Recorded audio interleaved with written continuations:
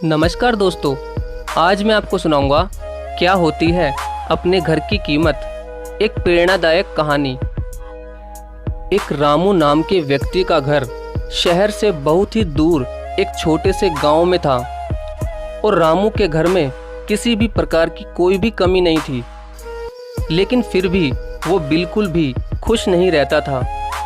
उसे लगता था कि शहर की ज़िंदगी बहुत ही अच्छी होती है, इसलिए एक दिन उसने गांव के घर को बेचकर शहर में घर लेने का फैसला किया। अगले ही दिन उसने शहर से अपने एक अच्छे दोस्त को फ़ोन करके बुलाया। उसका वो दोस्त शहर में प्रॉपर्टी डीलर का काम करता था। तभी अगले ही दिन उसका दोस्त उस रामू के घर पहुंच जाता है और वो अपने दोस्त रामू से पूछता है कि बताओ रामू, तुम्हें मुझसे क्या काम है। तब रामू उससे कहता है कि यार, मैं अपना ये गांव का घर अब बेचना चाहता हूँ। तुम जल्दी ही मेरा ये गांव का घर बिकवा दो और मुझे शहर में एक अच्छा सा घर दिलवा दो। तब उसके दोस्त ने उसके पूरे घर को गौर से देखा और कहा कि तुम अपना इतना सुंदर घर क्यों बेचना चाहते हो। ये घर तुम्हारे पुरखों का भी है और कभी भी इंसान को अपना घर बिना मजबूरी के बिल्कुल भी नहीं बेचना चाहिए।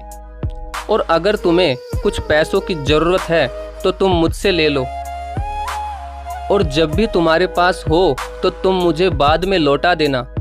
तभी रामू ने अपने दोस्त से कहा कि नहीं, मुझे पैसों की कोई भी ज़रूरत नहीं है और मैं इस घर को इसलिए बेचना चाहता हूँ क्योंकि मेरा ये घर शहर से बहुत दूर है।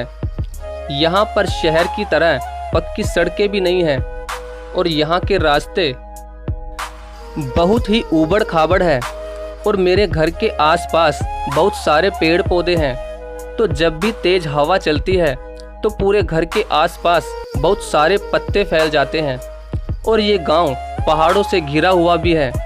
अब तुम ही बताओ कि मैं शहर क्यों ना जाऊं। तब उसके दोस्त ने कहा, ठीक है, अगर रामू तुमने शहर जाने का सोच ही लिया है तो मैं जल्दी ही तुम्हारे इस घर को बिकवा दूंगा।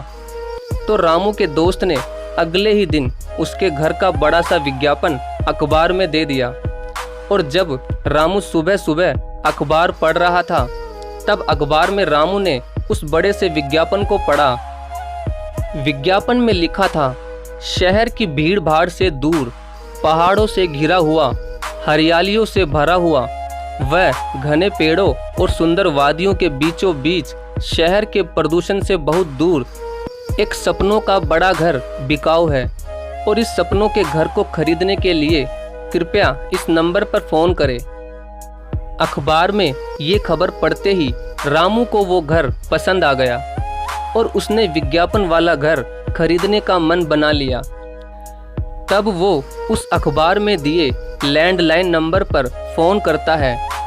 तभी फ़ोन रामू का वही दोस्त उठाता है जिसे रामू ने अपने गांव वाला मकान बेचने को कहा था और रामू उससे पूछता है कि ये जो विज्ञापन वाला मकान है किसका मकान है।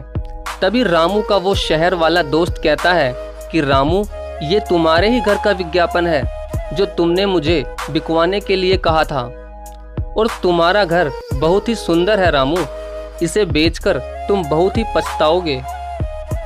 और अपना घर तो अपना ही होता है रामू, अपने घर के सिवाय इस दुनिया में उस जैसी कोई भी जगह नहीं होती। तुम मेरे एक सच्चे दोस्त हो, इसलिए तुम्हें समझाना मेरा फ़र्ज है। ये सुनते ही रामू फ़ोन रख देता है और वो अपने उस घर को चारों तरफ से देखता है। जिस घर को वो अपने हाथों से बेचने जा रहा था, अब उसी घर की अहमियत का उसे पता चल गया था और जो पहाड़ और पेड़ों के पत्ते उसे बुरे लगते थे वो अब रामू को बहुत अच्छे लग रहे थे। अब रामू को ये समझ आ गया था कि अपना घर तो अपना ही होता है और हमें बिना मजबूरी के उस घर को ऐसे ही कभी भी नहीं बेचना चाहिए। तो दोस्तों, अपने घर को बिना कोई बड़ी मजबूरी के कभी भी नहीं बेचना चाहिए, क्योंकि दोस्तों भगवान के बाद एक घर ही होता है जो कि हमारी हर तरह से बिना बोले ही सहायता करता है और हमारे प्यारे घर की कीमत हमारे सिवाय और कोई भी नहीं जान सकता। तो दोस्तों, अगर आपको ये प्रेरणादायक कहानी अच्छी लगी हो तो प्लीज़ वीडियो को लाइक और शेयर ज़रूर करें। धन्यवाद।